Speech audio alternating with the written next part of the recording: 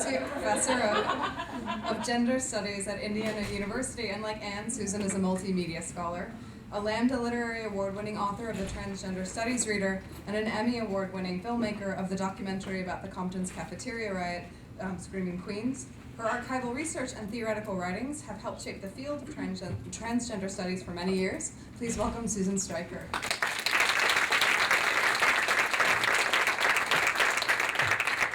Thanks, Anastasia. I'm going to be pretty brief here because I know that you guys want to talk with the filmmakers. What I wanted to dwell on my time up here was the fact that this film was cast with almost entirely, transgender actors or people from the sort of transgender, queer, broad gender spectrum community. And that I was just really captivated by the way that transgender embodiment in this film was used in this very lyrical way to represent sort of a lost utopian possibility in these moments of broad-scale, radical, deep material change. I wanted to situate it a little bit in context of what I see as the key issues in transgender studies right now. That I've had a chance to go to a lot of different conferences and to be involved in working groups right now who are really trying to, in a new way, begin to institutionalize transgender studies in the academy, that it's being taught more often as courses, people write dissertations in it. There's a journal that's being proposed, a transgender studies journal. And I've just been party to a lot of the conversations about, what do we mean when we say transgender studies and what kind of work is being done in this field right now. And that some themes really are emerging, that transgender, I think, is it's impossible to define it in any kind of abstract way. It always has to be a very concrete thing. Transgender means different things in different national contexts. What counts as being a man is different in one country than it is in another country. What counts as being a woman, whether it's about reproductive capacity, whether it's about what your body looks like. Every nation has a different implicit definition of what counts as man or woman. And so to look at what counts as being transgendered also really depends on national and local contexts and on historical moments.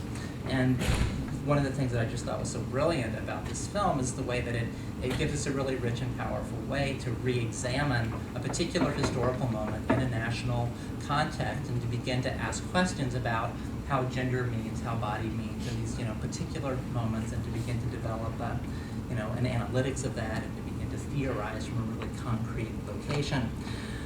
Another major theme I see coming up a lot is to put transgender in the context of other kinds of questions about embodiment, to look at race, to look at ability and disability, and to really think of transgender as, just another kind of body practice or just another, ideological construct that's about creating moral hierarchies about, chosen and unchosen forms of bodily difference. This film, again, I think had a lot of material in it that lets us think about embodiment in a very broad way. And a third theme is to really use transgender to look at the practical and material ways that connections are made through embodiment between what I call micro-political and macro-political realms and registers.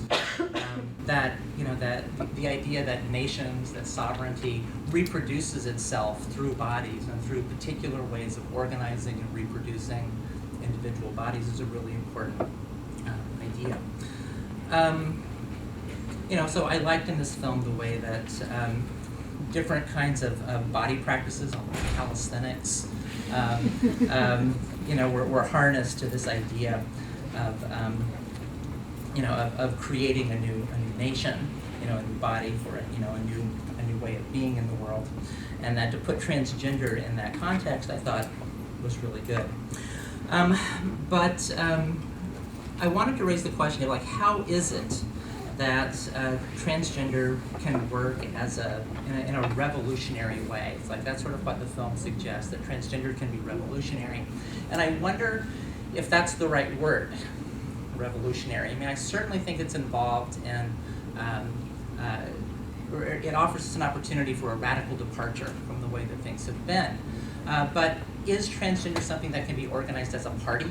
Is it a class? Is it a program? It's like, is transgender something that you use to overthrow the state somehow, or to create a new kind of society? And maybe it's just because I was reading this when I watched the film, but I was really struck by something that Michel Foucault was writing in this volume, Security, Territory, and Population, where he develops the idea of a conduct. And I think that this sort of Foucauldian idea of a conduct is something that, if you understand what Foucault was talking about there, that it says a lot about how we could think about gender as a radical practice. And I feel somebody read Leslie Feinberg earlier, so I think, can you bear with me for a couple of minutes while I read a little Foucault? Okay.